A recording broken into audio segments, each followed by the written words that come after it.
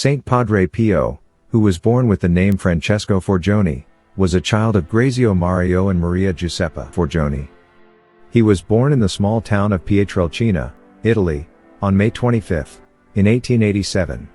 He had an older brother, Michele, and three younger sisters, Felicita, Pellegrina, and Grazia, who became a bridge teen nun. His parents had two other children who died in infancy. Although the Forgiones were poor in material goods, they were certainly rich in their faith life and in the love of God. At the age of 5, he dedicated his life to God. As a young boy, he was able to see and communicate with, not only his guardian angel but also with Jesus and the Virgin Mary.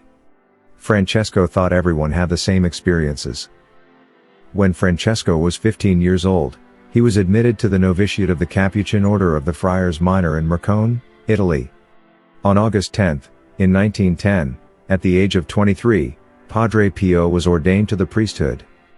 Due to the long pauses of contemplative silence into which he entered at various parts of the Holy Sacrifice, his Mass could sometimes last several hours.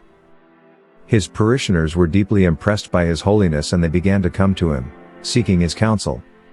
As the years passed, pilgrims began to come to him by the thousands, from every corner of the world, drawn by his spiritual graces.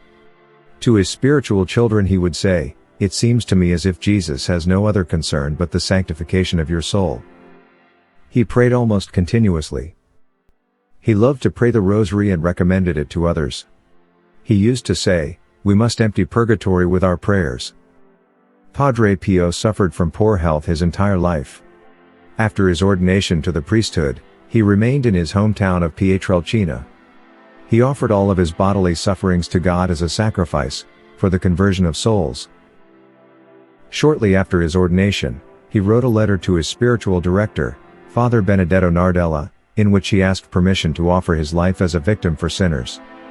The marks of the stigmata, the wounds of Christ, appeared on Padre Pio's body, on Friday, September 20th, in 1918, while he was praying before a crucifix and making his thanksgiving after Mass. He was 31 years old and became the first priest with stigmata in the history of the Church. He bore the painful wounds in his hands, feet, and side for 50 years.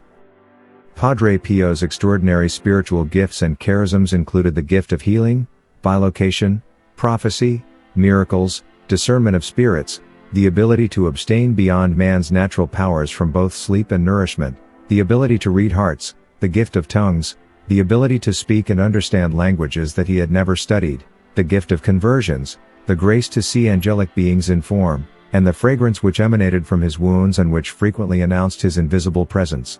His day began at 2:30 a.m. when he would rise to begin his prayers and to make his preparation for Mass. He was able to carry on a busy apostolate with only a few hours of sleep each night and an amount of food that was very small. Between Mass and confessions, his workday lasted 19 hours. He very rarely left the monastery and never took even a day's vacation from his schedule in 51 years. He never read a newspaper or listened to the radio. He cautioned his spiritual children against watching television. In his lifetime, Padre Pio reconciled thousands of men and women back to their faith. He gave a new spirit to hospitals by founding one which he called the Home for the Relief of Suffering. He saw the image of Christ in the poor, the suffering, and the sick. He once said, "Bring God to all those who are sick. This will help them more than any other remedy." He died on September 23, in 1968 at the age of 81. He died as he had lived, with his rosary in his hands. His last words were Jesus, Mary, which he repeated over and over until he breathed his last. He had often declared, "After my death I will do more. My real mission will begin after my death." In one of the largest liturgies in the Vatican's history, Pope John Paul II canonized Padre Pio on June 16, 2002.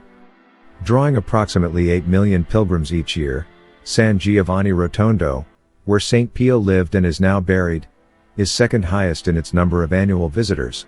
Padre Pio's body has been incorrupt for over 50 years. His feast day is celebrated on September 23. St. Pio is the patron saint of adolescents, civil defense volunteers, stress relief in Italy. Please subscribe to Catholic News World's YouTube channel. Thanks and God bless.